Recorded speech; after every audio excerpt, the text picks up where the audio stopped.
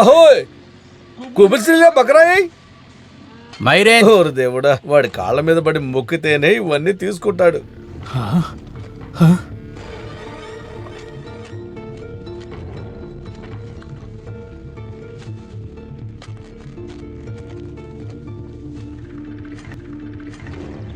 మోహన్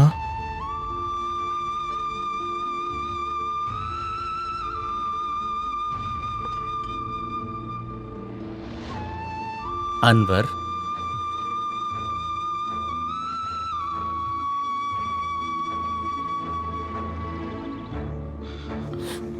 ముకుందన్నా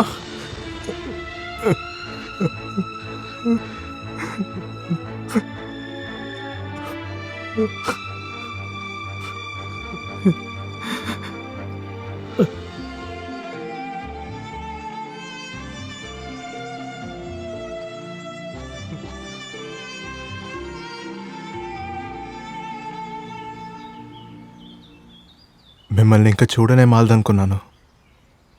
మిమ్మల్ని వెతకని చోట్లేదు. మీరు ఇక్కడ కొన్ని రోజులుగా నేను ఇక్కడే ఉంటున్నాను. మీరే కదా నన్ను దుబాయ్ పంపించారు. ఇది కూడా దుబాయ్ లాంటిదే, ఎందుకంటే ఇది గ్రామం. ఇవంతా డబ్బులు కాచే చెట్లు. వీటికి నీళ్లు పోసుకుంటా, మేకల్ని చూసుకుంటా జీవితం అలాగే వెళ్ళిపోతుంది. కరీము నీకు ఎలాగా? మిమ్మల్ని వెతుక్కుని వెళ్ళినప్పుడు కలిశాను. నువ్వు ఇరాక్ పోలేదా? రా చెప్తాను.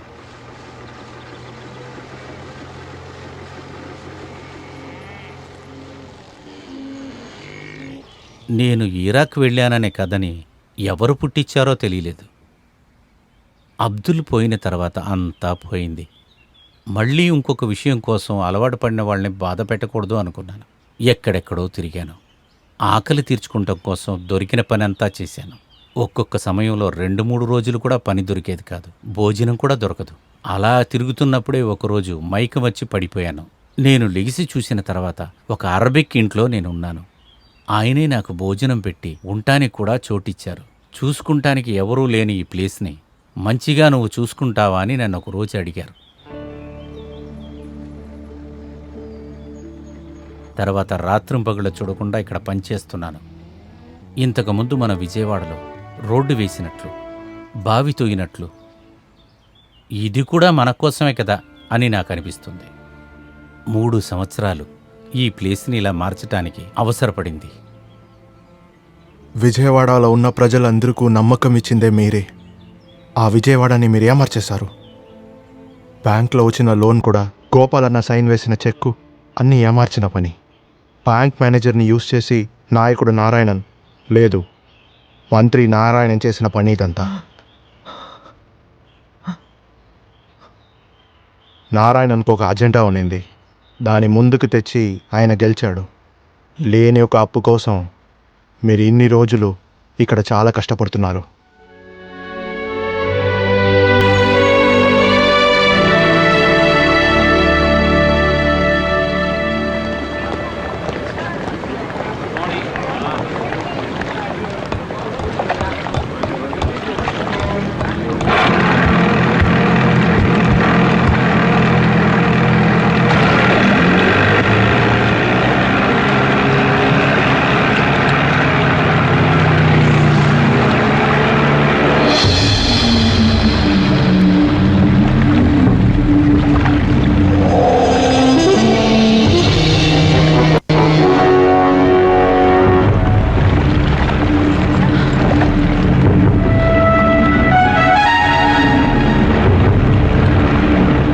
హలో అన్వర్,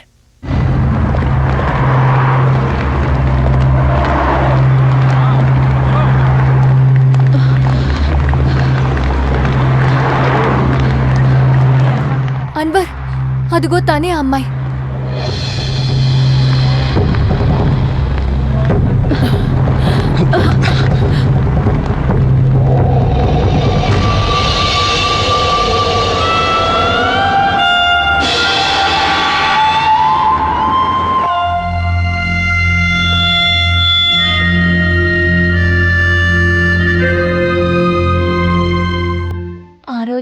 అమ్మకి ఆరోగ్యం బాలేదని చైనాకి వెళ్ళడానికి టికెట్లకి డబ్బులు లేవని మిమ్మల్ని వెతుక్కుంటూ ఆ టీ కొట్టుకొచ్చింది.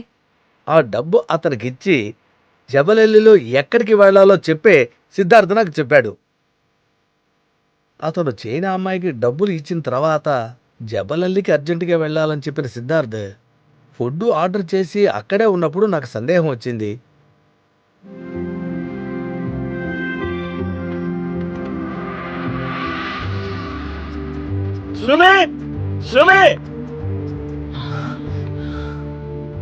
ముకుంద నిన్న అర్జెంటుగా ఎక్కడికో వెళ్ళారని డబ్బులు నేనే ఇస్తానని చెప్పి నువ్వు ఊరికి వెళ్ళడానికి టికెట్ ఎయిర్పోర్ట్లో తీసుకొచ్చి ఇస్తానని సిద్ధార్థన్ తనకి చెప్పి నమ్మించాడు. ముకుందన్ని చూశాక నేను ఊరికి వెళ్తానని తను చెప్పినప్పుడు ఫ్లైట్కి టైం అవుతోందని చెప్పి సిద్ధార్థ్ తనని ఎయిర్పోర్ట్కి తీసుకెళ్లాడు.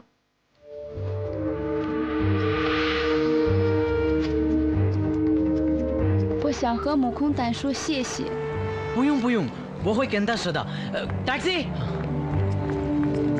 过去，回走吧。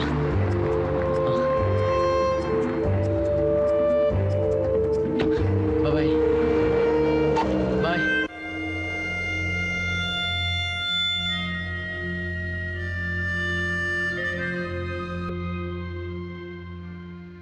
మొదట మామయ్య, తర్వాత మేనలుడు. హ, పర్వాలేదు. మనం ఒప్పుకోకుండా ఎవరూ మనల్ని ఏమార్చలేరని ఎక్కడో చదివిన గుర్తు నాకుంది. తప్పంతా నాదే. ఎవరి మీదో తప్పు నెట్టకూడదు. ఆ అమ్మాయి ఎక్కడుంటుంది ఇప్పుడు? నిజం ఏమని తెలుసుకునే ముందు మీరు ఎలా రియాక్ట్ చేస్తారని తెలుసుకోవాలని దాని పిలిలేదు. మాయా, "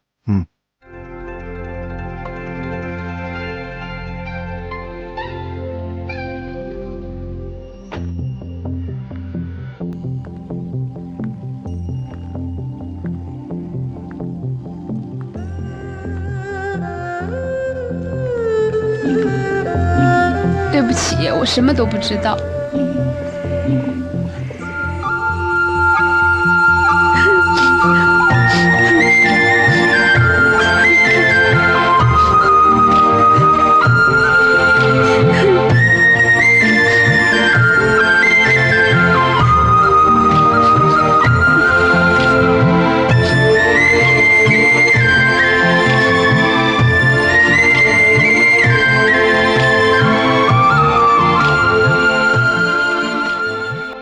అన్నయ్య, మీరు అనుకుంటున్నట్టు తనే కమ్యూనిస్ట్ అమ్మాయి కాదు. అక్కడున్న కమ్యూనిస్ట్కి ఎదురుగా ఉద్యమం చేసినందుకు పోలీసులు దారుణంగా కొట్టారు తన బాయ్ ఫ్రెండ్ని. ఆరోగ్యం బాలేని తనకి ట్రీట్మెంట్ చేయడానికి డబ్బులు రెడీ చేయడం కోసమే తను దుబాయ్కి వచ్చింది. ఇప్పుడు కమ్యూనిస్ట్ అన్న పేరు వింటేనే ద్వేషిస్తోంది. నాయకుడు నారాయణ గారు, కృష్ణమూర్తి గారు అందరూ నాకు తెలుసని అప్పట్లో నువ్వు నాకు చెప్పావే. చైనీస్ భాష మీకు రాదనే వల్ల ఆ సిద్ధార్థ్ గాడు చేసిన పని ఇదంతా. అలాగనే కదా? వాడిప్పుడు కరీం హోటల్లో ఉన్నాడు. ఇండియాలో ఉన్న సమస్యలకు పరిష్కారం చేయడానికి మినిస్టర్లు వెళ్లే టూర్. దానికోసమేం కాదు, విదేశాల్లో ఉన్న తెలుగు వాళ్ళందరికీ మాట మాటకి గోల్డానని చెప్పి ఎవరినైనా తీసుకొచ్చి ఉన్నవి లేనివి మాట్లాడుతుంటాడు. వాళ్ళు అందుకే వస్తూ ఉంటారు. అవును, రేపు దేరాలో జరిగే ఫంక్షన్కి నేనే యాంకర్. రేపు